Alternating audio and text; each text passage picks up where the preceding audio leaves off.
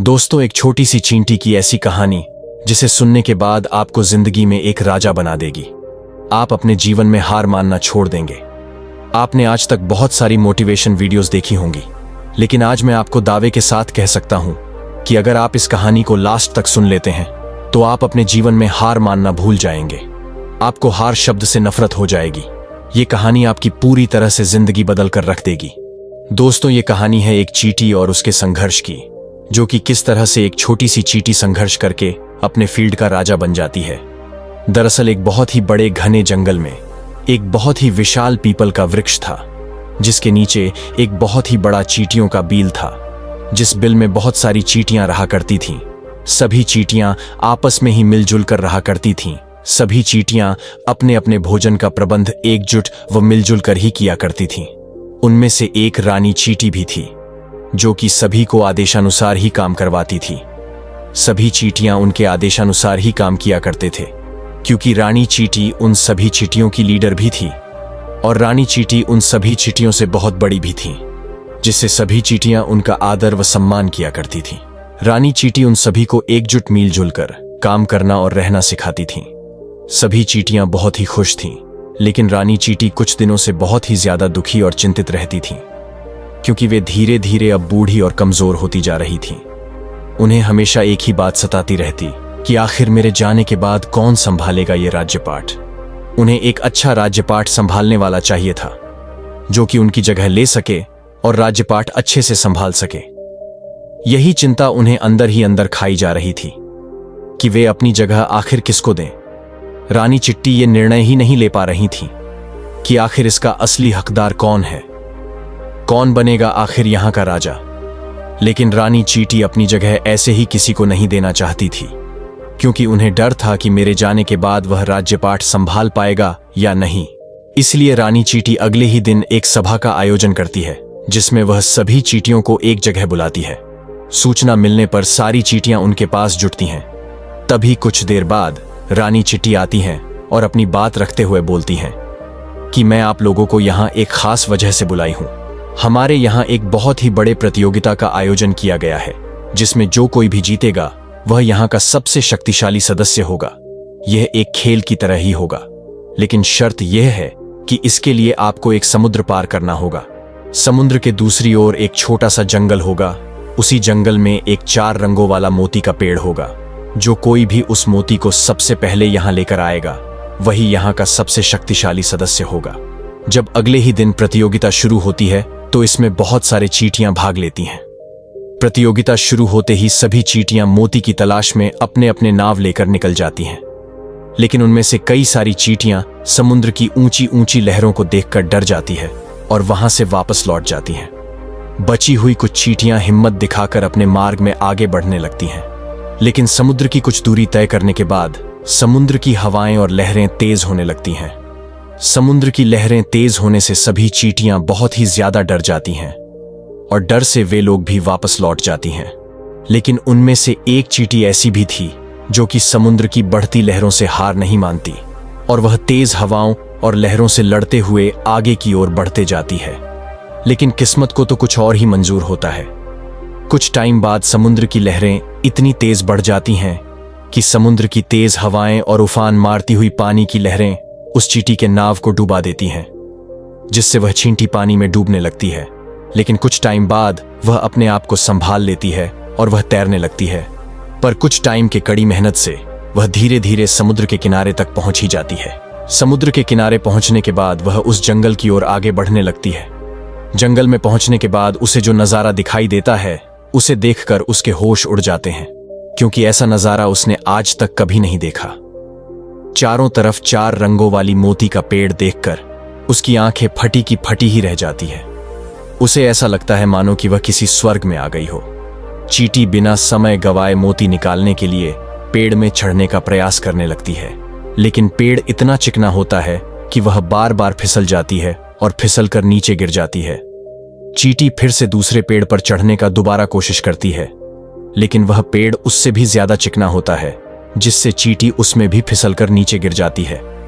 चींटी को कुछ भी समझ नहीं आ रहा होता कि उसके साथ ये क्या हो रहा है। चींटी दूसरे पेड़ पर फिर से दोबारा कोशिश करती है, लेकिन उसमें भी वह नाकामयाब हो जाती है।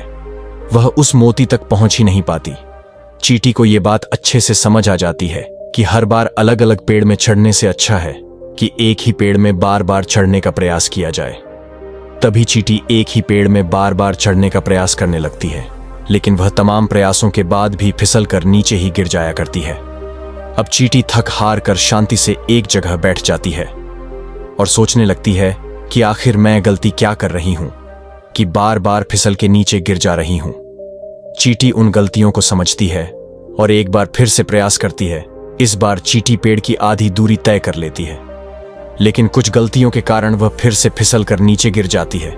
लेकिन इस बार चींटी फिर से अपनी गलतियों को सुधारते हुए एक बार फिर से पूरी ताकत और दिमाग के साथ पेड़ पर चढ़ने की कोशिश करती है और इस बार चींटी पेड़ में चढ़ने पर सफल हो ही जाती है और उन मोतियों को तोड़कर वापस नीचे आ जाती है। तभी चींटी सारे मोतियों को समेटकर वापस घर की ओर जाने की तैयारी करने लगती है। जब वह मोतियां लेकर जंगल से बाहर निकलती है और जब समुद्र के किनारे पहुंचती है तो उसे याद आता है कि उसके पास तो वापस जाने के लिए कोई नाव ही नहीं है, क्योंकि वह जिस नाव से बैठकर यहां आई थी वह तो रास्ते में ही डूब गई थी। वह किसी तरह से तैरते हुए तो यहां तक आई थी, लेकिन यहां से बिना नाव के तैरते हुए वापस घर जाना बिल्कुल नामुमकिन था। अब वह चींटी पूरी तरह से वहीं जंगल में फंस गई थी। उसे कुछ भी समझ नहीं आ रहा था कि वह अब यहां से वापस घर कैसे जाएगी। चींटी निराश होकर वहीं बैठ जाती है और सोचने लगती है कि अब मैं घर कैसे जाऊंगी। तभी कुछ टाइम बाद रात भी होने को रहता है और उसे बहुत जोर से भूख भी लगा होता है, लेकिन खाने के लिए वहां कुछ भी नहीं होता। इसलिए चींटी भूख मिटाने के लिए जंगल में भोजन ढूंढने के लिए चली जाती है। जंगल में उसे खाने के लिए कुछ कुछ भोजन तो मिल जाता है, जिसको खाकर वह पूरी रात वहां गुजारती है। अगले दिन जब सुबह होती है तो चींटी सोचती है कि यहां रहूंगी तो बिना खाए ही मर जाऊंगी, क्योंकि यहां खाने के लिए ना तो भोजन है और न ही पीने के लिए मीठा पानी। मुझे यहां से किसी भी तरह बाहर निकलना ही होगा। तभी चींटी एक नाव बनाने के बारे में सोचती है, जिसमें वह बैठकर वापस अपने घर जा सके। लेकिन नाव बनाने के लिए सूखी सूखी लकड़ियों की जरूरत होती है, लेकिन वहां कोई भी सूखा लकड़ी नहीं था। तभी सूखी लकड़ियों के लिए वह जंगल की ओर जाने लगती है, लेकिन जंगल में पहुंचने पर उसे एक भी सूखा लकड़ी नहीं मिलता, क्योंकि वह जंगल समुद्र के किनारे में ही स्थित था, जिसकी वजह से पूरा जंगल हरा भरा था। सूखी लकड़ी न मिलने पर वह बहुत ही ज्यादा निराश हो जाती है, जिससे उसका चेहरा उतर जाता है। लेकिन वह हिम्मत नहीं हारती और लगातार मेहनत करते रहती है। लास्ट में उसे एक ऐसा पेड़ मिल ही जाता है जिसमें कुछ लकड़ियां सूखी हुई रहती हैं। जैसे तैसे करके वह चींटी उन लकड़ियों को नीचे लाती है और एक छोटा सा नाव बनाती है। नाव बनाने के बाद वह उसी नाव में बैठकर वह अपने घर की ओर निकल जाती है। लेकिन कुछ दूरी तय करने के बाद उसके सामने एक और बहुत बड़ी समस्या आ जाती है। उसके नाव में धीरे धीरे पानी भरने लगता है, क्योंकि उसका नाव इतने अच्छे से नहीं बना था कि वह पानी को अंदर आने से रोक सके, जिसके कारण उसका नाव समुद्र में डूबने लगती है, जिससे वह पानी में छलांग लगा देती है और तैरने लगती है। समुद्र की तेज हवाओं और पानी की तेज लहरों से लड़ते लड़ते वह धीरे धीरे समुद्र के किनारे तक पहुंच ही जाती है।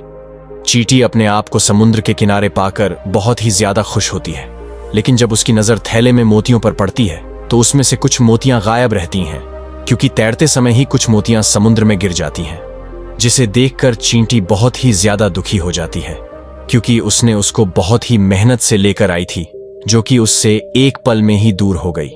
उसके पास मात्र एक ही मोती बचती है। चींटी उस मोती को लेकर अपने घर की ओर निकल जाती है। जब वह चींटी मोती लेकर अपने घर पहुंचती है तो उसे देखकर सभी चींटियां दंग रह जाती हैं, क्योंकि उसके हाथों में मोती देखकर सभी की आंखें फटी की फटी ही रह जाती हैं। चींटी उस मोती को लेकर रानी चींटी के पास जाती है तो रानी चींटी भी उस मोती देखकर हैरान रह जाती है, क्योंकि उस मोती को लाने के लिए सभी लोगों ने भाग लिया था, लेकिन उनमें से किसी ने भी इस मोती को नहीं ला पाए। लेकिन तुमने इसको कैसे लाया? चींटी ने रानी चींटी को सारी बातें बताई, जिसे सुनकर रानी चींटी के तो होश ही उड़ गए। तभी रानी चींटी उसके मेहनत और संघर्ष से काफी प्रभावित हुई और उसकी बहुत ही ज्यादा तारीफ करने लगी। तभी अगले ही दिन रानी चींटी ने सभा में सभी चींटियों को बुलाया और रानी चींटी ने उस चींटी को सभी चींटियों में से सबसे सर्वश्रेष्ठ और शक्तिशाली चींटी घोषित कर दिया और साथ ही उसे वहां का अगला राजा भी घोषित कर दिया। ये सुन के वहां के सभी चींटियों के होश ही उड़ गए और तभी उनमें से एक चींटी ने रानी चींटी को बोला कि रानी चींटी जी, आपने तो बस सभी चींटियों में शक्तिशाली चींटी घोषित करने को बोला था, तो फिर आपने इसे यहां का राजा क्यों घोषित कर दिया? तभी रानी चींटी बोलती है कि मैंने ऐसा इसलिए किया क्योंकि यह प्रतियोगिता एक राजा बनने के लिए ही रखा गया था, क्योंकि धीरे धीरे अब मेरी उम्र भी होते चली जा रही है और मुझे यह समझ ही नहीं आ रहा था कि मैं यहां का अगला राजा किसे बनाऊं। इसलिए मैंने यह प्रतियोगिता रखा ताकि इसमें एक सर्वश्रेष्ठ चींटी का चयन हो सके और वह यहां का अगला राजा बन सके। तभी रानी चींटी की बात सुन के सारी चींटियां उस चींटी को अपना अगला राजा स्वीकार करती हैं और अंत में उसे ही वहां का अगला राजा घोषित करती हैं। तो दोस्तों, आप ये तो जान ही गए होंगे कि अगर भगवान हमें कष्ट और परेशानियां देते हैं तो इसका मतलब ये नहीं कि भगवान हमको जिंदगी में हराना चाहते हैं, बल्कि इसलिए कि भगवान हमें कष्ट और परेशानियां देकर हमारी योग्यता नापना चाहते हैं ताकि हमें जिंदगी में राजा बना सकें। और हम कष्ट और परेशानियां देखकर अपने जीवन से हार मान जाते हैं, जिससे हम जीवन में कभी भी राजा नहीं बन पाते। अगर इसी तरह से वह चींटी भी हार मान जाती तो शायद वह आज राजा नहीं बन पाती। इसलिए कभी भी जीवन में हार मत मानिए, लगातार और बार बार प्रयास करते रहिए। आज नहीं तो कल आप भी एक दिन राजा जरूर बनेंगे। तो दोस्तों, कहानी कैसा लगा हमें कमेंट में जरूर बताएं, और अगर कहानी पसंद आया हो तो एक लाइक करके हमारे चैनल को सब्सक्राइब जरूर कर लें, क्योंकि ऐसे ही रोमांचक और मजेदार कहानी हमारे चैनल पर हर सप्ताह आते रहेगी। तो मिलते हैं एक नए कहानी के साथ, तब तक के लिए जय हिंद।